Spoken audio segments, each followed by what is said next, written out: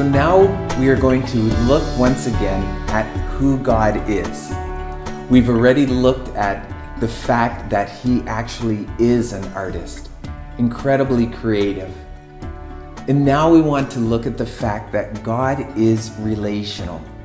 Now these two really hold together because art really is about relationship. Art and storytelling. All of these things we see in culture, the songs, the music, the costumes that we find in any people group is really what holds them together as a community.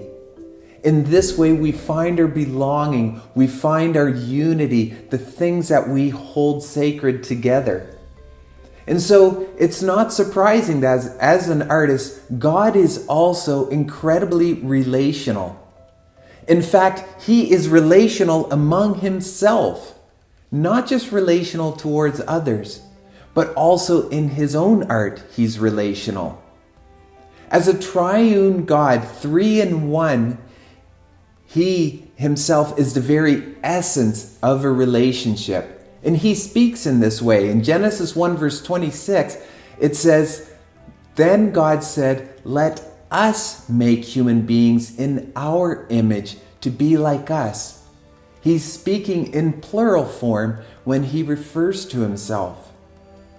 When John wrote his gospel in trying to describe who Jesus was, he began by speaking of Jesus as a relational being, and he spoke of Jesus' relationship with the Father when he said, "In the beginning was the Word, and the Word was with God, and the Word was God. He was with God in the beginning." See, also, all through Scripture, whenever God is speaking to us, He's always speaking with words of intimate relationship, such as a parent to a child, even a husband to a wife. He always speaks of a covenant promise. A promise which is more than just a promise, it's a relationship like a marriage together. In Genesis 17, He said, "I will establish my covenant as an everlasting covenant between me and you and your descendants after you, to be your God and the God of your descendants after you." In Psalm 103, it says, "As a father shows compassion to his children, so the Lord shows compassion to those who fear Him."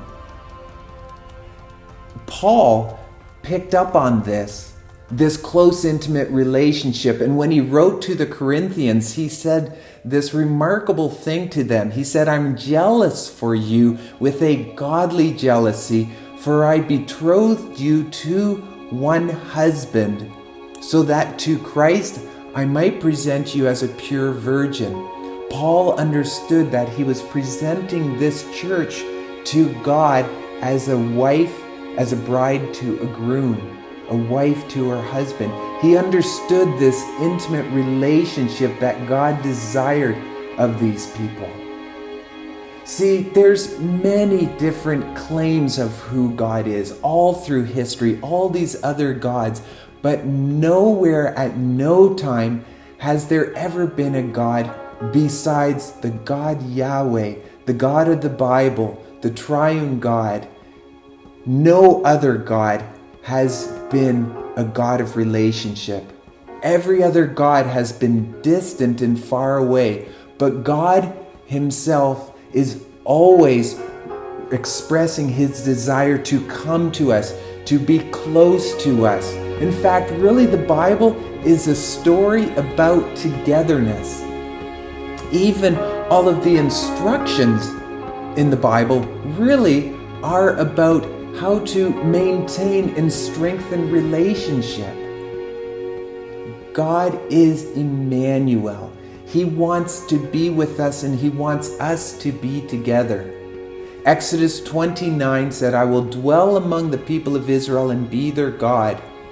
And in Leviticus He said, "I will walk among you and be your God, and you shall be my people."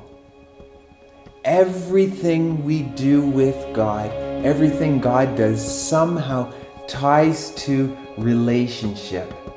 Even our own work, our stories, Our songs, our music are built and tied to relationship, and the kingdom itself is all about relationship. Why? Because God is relational.